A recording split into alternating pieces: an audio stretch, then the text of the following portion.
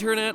Welcome to Film Theory. You are now on the fastest available route to enlightenment. Today we're getting right into the news. The local news, that is. More specifically, we're covering the scariest local news broadcast that you've ever seen. None other than the creepy internet darling, Local 58. Never heard of it? Well, I'm not surprised. It's a relatively underground series here on YouTube that was recommended to me over on Twitter. MattPatGT, by the way, if you want to follow and offer theory suggestions. And wow, I am so glad it was shown to me. This is the type of horror that really sticks with me. Disturbing psychological horror that just creeps under your skin and stays there. It's a series that reminds me a lot of Marble Hornets, if you're familiar with that one. Seeing a public service announcement outright tell people to do their patriotic duty by offing themselves, and then saying that that message will repeat until there are none left to read it. Even after watching it this many times, I still get goosebumps. The long story short here is that I'm excited to cover this series. One, because we all need a break from Disney's domination over the universe sometimes, and two, this entire series totals 20 minutes worth of video. Not 20 minutes an episode, 20 minutes total. And it's available for free right here, right now on YouTube. So there is no reason why, if you haven't seen it before, you shouldn't catch up with it right now real quick. So you know exactly what I'm talking about as I go through today's theory. In fact, I'm linking to it right here in the top right-hand corner of the screen. So go check it out, get creeped out, and then come right back, no detours. Otherwise, YouTube will punish me algorithmically. That's not even a joke, it's true. So please go watch it, but then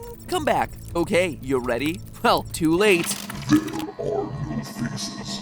At first glance, Local 58 appears to be a quirky little local access channel, the type you'd find in any small hometown around the US, until you very quickly veer off the tracks, both literally and figuratively, finding yourself trapped in a world of disturbed dash cams, really aggressive weather alerts, and self-help videos that seem more like a cult's brainwashing manual. And the best part is, it's just getting started. Local 58 looks like it'll have plenty more broadcasts coming to a station or YouTube channel near you, all to tell its horrific story of alien invasion. But what exactly that story is and where it's headed is what we're covering today. Don't touch that dial. We'll be right back after this message from our sponsors. Subscribe to Film Theory.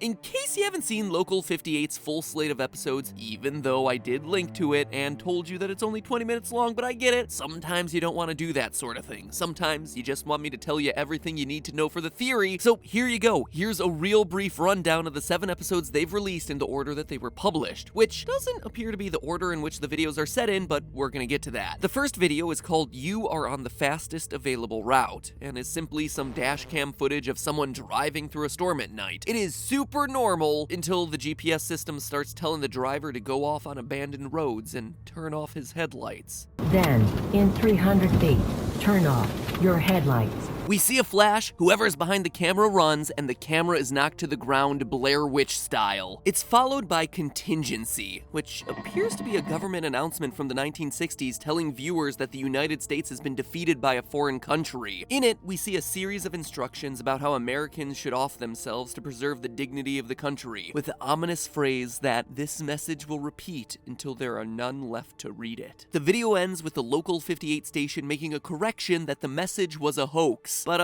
it's a little late for that one. Let's hope people weren't too quick on the trigger there, literally. Video 3, Weather Service. It starts as an ordinary local weather alert, which is already scary enough because of those really traumatic sirens.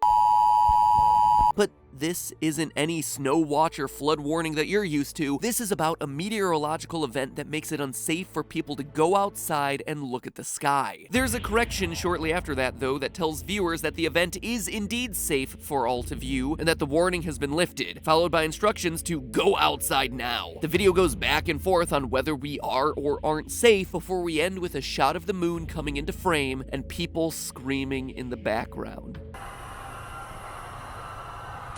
Scared yet? The fourth video station ID is largely the same, with a few new messages like, look away, it does not matter. There are other receivers, safety in numbers. It also tells us that the frequency of the channel is 476 megahertz. Judging by me pointing this little detail out, you might rightly assume that this will become important later on. Moving on to a show for children, this one's all about a cartoon skeleton wandering through a graveyard at night, so pretty standard children's programming for 4:15 in the morning, the skeleton lies down in his own grave and dies when the moon passes over him. You might be sensing a pattern here. Video number 6 is called A Look Back, and it initially appears to be just a recap of programming on the channel before it gets interrupted by more messages that say, "We send signals to ourselves through their domain. Did we really believe they wouldn't add their own?" And lastly, the most recent video is called Real Sleep, and it's probably the weirdest of the bunch. It initially looks like an instructional video about how to get the best sleep possible, but true to form, things start getting weird when it goes through an exercise that attempts to erase the concept of facial recognition from the viewer, then bombarding them with subliminal messages like, "This is your time now, there is work to be done, we are our own gods, you owe the messenger." And that's the channel, my friends. So what on earth does all this mean? Obviously, we got ourselves themes about sleep,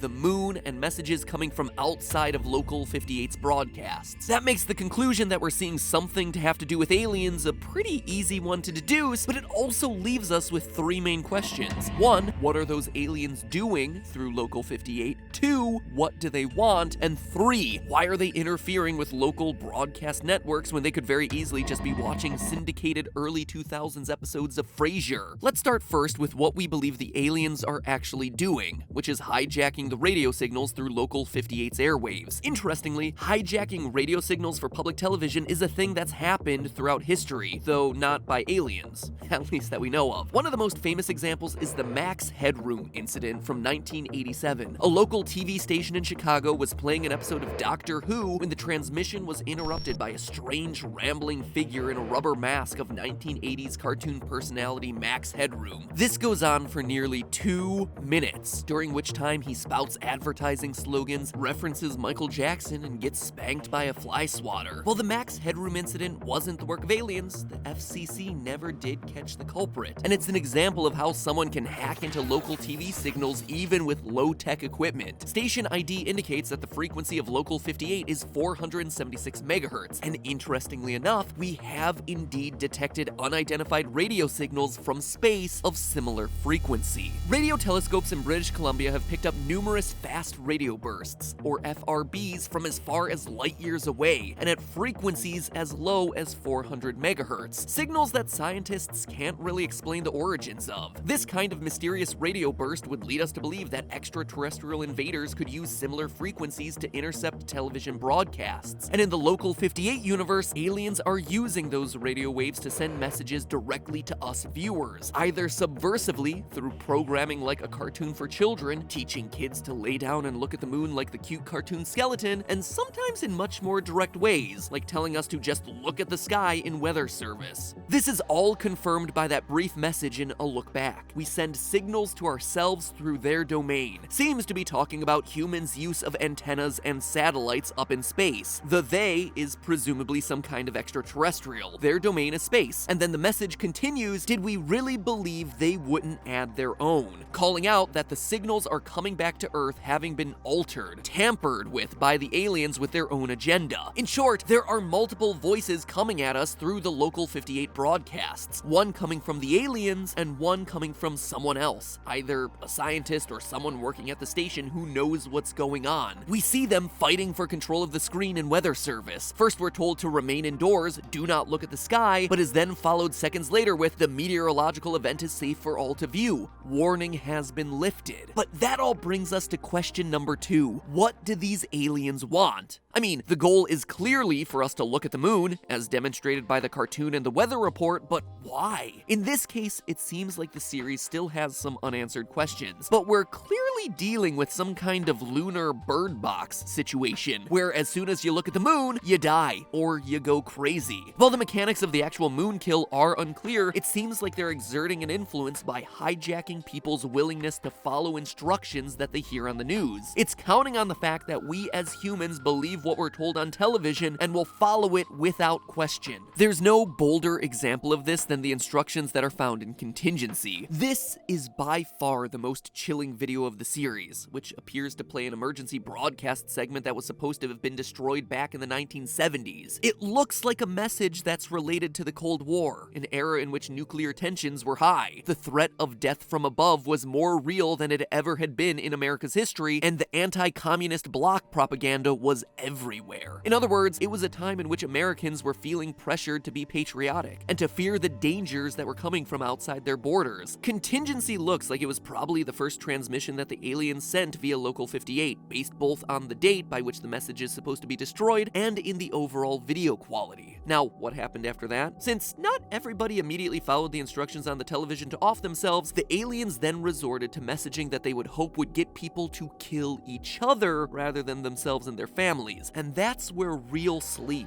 comes in. A video that we see is from 1983. While Real Sleep starts like a normal, or at least acceptably weird instructional video that seems like it wants to help people have restful sleep, the message is quickly corrupted by the odd inclusion of distorted faces and subliminal messages. Some of them seem like they're encouraging violence, as I mentioned before, whereas others sound like they're against the idea of sleep itself, including sleep is not civilized, the pure of mind do not slumber, and when we sleep, we die. So why exactly would the aliens care about people's ability to recognize faces or sleep quality? I mean, I'm up late writing these scripts a lot of times, but you don't see me running with open arms to my lunar overlords. Unless by lunar overlord you mean Wendy's late night snack menu. No, it's not to make people docile or sleepy, it's to make them hate each other. Psychology studies show that a failure to subliminally recognize pain in other people's faces and sleep deprivation both lead to a decrease in empathy for other humans. If Real Sleep is trying to plant messages in people's minds about the work to be done, and then also blunts viewers' recognition of faces and conditions them to not sleep, all of it is pointing to a concerted mind-controlling effort that hopes to get humans to kill each other. All the videos, from messing with GPS signals, to messing with people's understanding of faces and sleep, to children's programming and weather alerts, and even to quote-unquote governmental warnings, all of it is pointing to one concerted goal for the aliens: wipe us out by using our signals to trick us into offing ourselves. But why?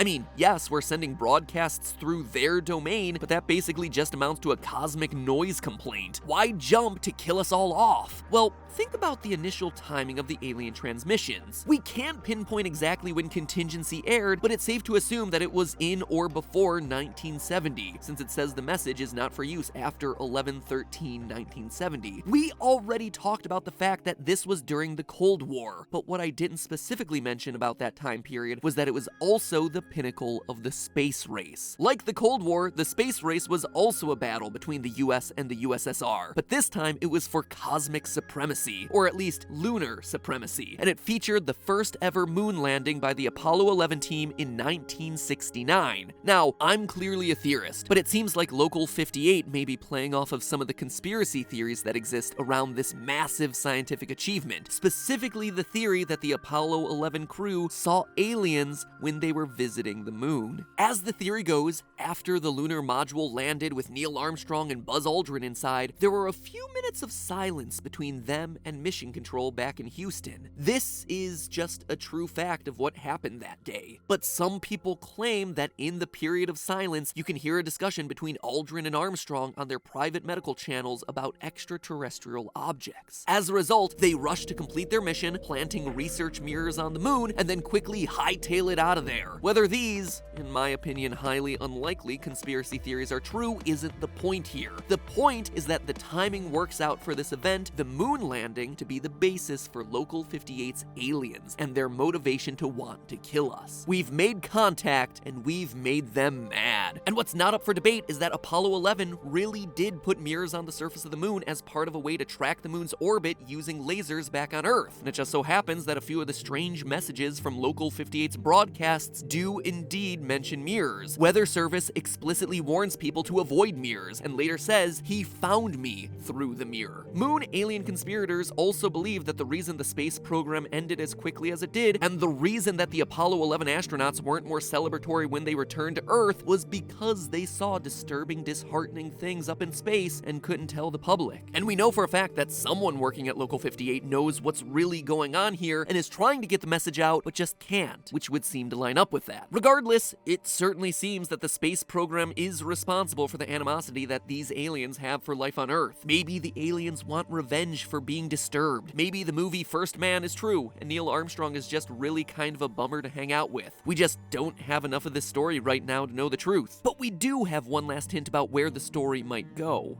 and that's in the first published video, which also happens to be the most recent from a timeline perspective. You are on the fastest available route. If you look closely, for a brief moment, the video actually shows us one of the extraterrestrial creatures, and the person who encounters it doesn't seem to have survived. So after trying to make mankind destroy itself for decades, maybe the aliens have decided to take matters into their own hands. We'll just have to wait for the next broadcast of Local 58 to be sure. But hey, that's just a theory. A film theory. And the truth is out there.